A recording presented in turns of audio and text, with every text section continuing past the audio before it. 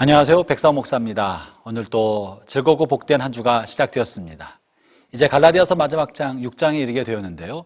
이번 한 주간도 주님의 말씀과 함께 활기차고 승리하는 복된 한 주간 되시기를 바랍니다. 9월 13일 월요일 아침 오늘 주신 하나님의 말씀은 갈라디아서 6장 1절부터 10절의 말씀입니다. 그 중에 1절과 2절 말씀을 중심으로 하나님의 말씀의 은혜를 나누고자 합니다. 형제자매 여러분, 만약 여러분의 공동체 안에 범죄한 사람이 공동체 안에 있다면, 명백히 잘못한 사람이 있다면 그를 어떻게 대하는 게 좋을까요? 교회의 거룩성을 유지하면서 동시에 사랑의 공동체를 유지하는 길이 무엇일까요? 오늘 본문은 그것에 관한 이야기를 하고 있습니다. 우리가 흔히 어딘가에 문제가 있는 사람이 있다면, 예컨대 직장 안에서 좀 뭔가 문제가 있는 사람이 있다면 서로 껄끄러운 관계가 되지 않기 위해서 잘못을 지적하거나 고쳐주는 것을 회피하게 됩니다. 괜히 긁어 부스럼 낼 필요가 없다고 생각을 해서 그저 침묵하고 모르는 척하고 넘어갈 때가 많지 않습니까? 그러나 만약 교회 공동체에 명백히 범죄한 사람이 있는데 그의 잘못을 모르는 척하기만 한다면, 잘못하면 교회 공동체에 거룩함이 손상입고 죄악을 당연시 여기게 될지도 모릅니다.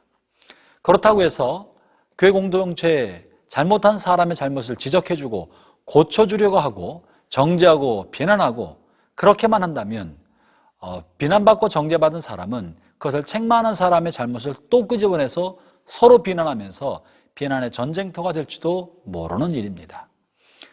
묵묵히 모른 척하기도 그렇고, 고친다고 어설프게 나서서 책망하는 것도 공동체를 혼돈 가운데 몰아갈 수가 있고, 그러면 우리는 공동체 안에 있는 명백히 잘못한 사람을 어떻게 대하는 게 좋을까요? 본문 1절, 2절을 읽어보겠습니다. 형제들아, 사람이 만일 무슨 범죄한 일이 드러나거든 신령한 너희는 온유한 심령으로 그러한 자를 바로잡고 너 자신을 살펴보아 너도 시험을 받을까 두려워하라. 너희가 짐을 서로 지라. 그리하여 그리스도의 법을 성취하라. 어떻게 하라고 말합니까? 먼저 신령한 너희가, 이 일을 바로잡는 사람은 신령한 사람이 바로잡도록 이야기하고 있습니다. 어떤 사람이 신령한 사람입니까? 모든 일을 영적으로 판단하고 하나님의 교회 공동체가 어떠해야 될지를 기도하면서 성숙한 입장을 가지고 있는 사람이 이 일을 다뤄야 된다고 말하고 있는 것입니다. 아무나 너나 할 것 없이 다른 사람의 잘못을 고쳐준다고 지적하면 교회 공동체는 온통 전쟁터, 정죄의 전쟁터가 되어버립니다. 그래서 공동체 안에 드러난 범죄 문제가 있다면 교회의 신실한 리더에게, 영적 지도자에게 이 문제를 가져와서 그 영적 지도자가 이 문제를 다루도록 하는 것이 지혜로운 방법인 것입니다. 그것이 첫 번째 단계인 것이죠. 두 번째는 신령한 너희는 온유한 심령으로 그러한 자를 바로잡아라. 누군가를 책망해야 할 때, 잘못을 지적해서 고쳐주어야 할 때에는 즉시로 냉정하고 냉혹하게 마치 재판관의 재판처럼 할 것이 아니라 온유한 심령으로 바로잡아줘야 된다고 말합니다. 사람들을 힘들게 하는 것은 그 사람의 말 자체가 아니라 말을 전한 사람의 말투, 그 사람의 태도 때문에 상처를 받고 고통을 받는 거예요. 뻔히 내가 잘못한 걸 알지만 그것을 지적해주는 사람이 거만한 투로, 야단치는 투로 이야기한다면 받아들이기 어려울 수 있습니다.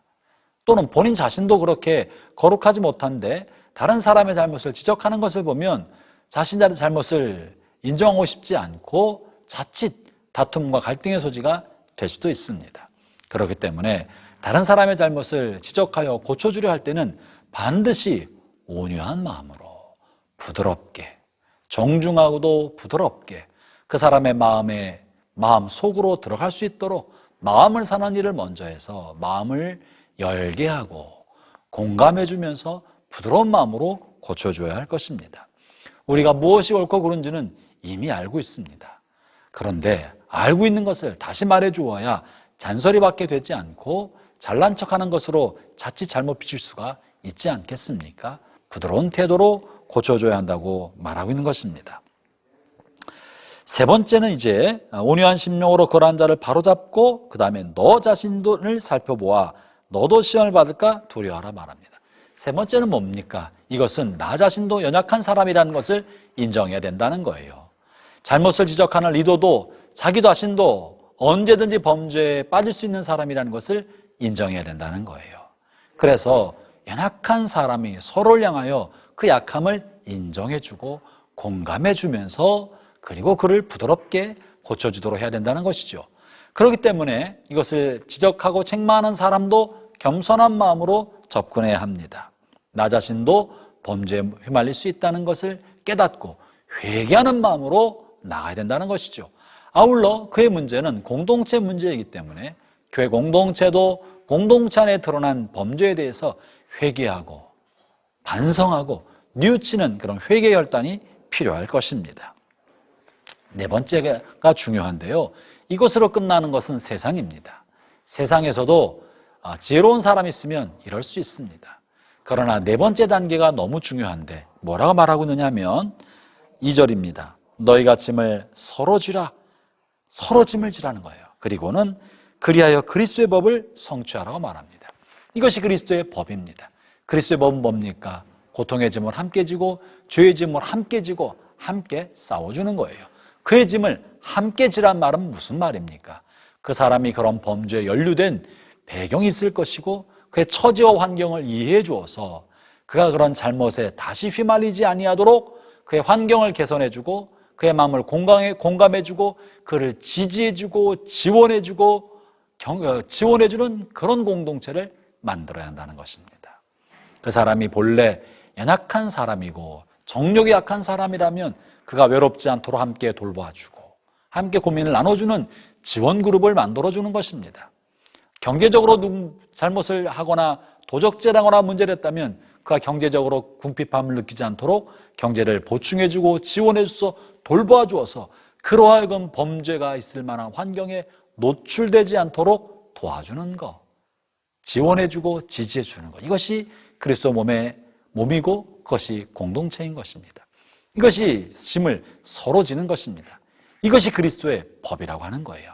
다시 말하면 우리는 공동체 내에 드러난 잘못을 지적하고 책망하여 잘라내는 것이 목적이 아닙니다.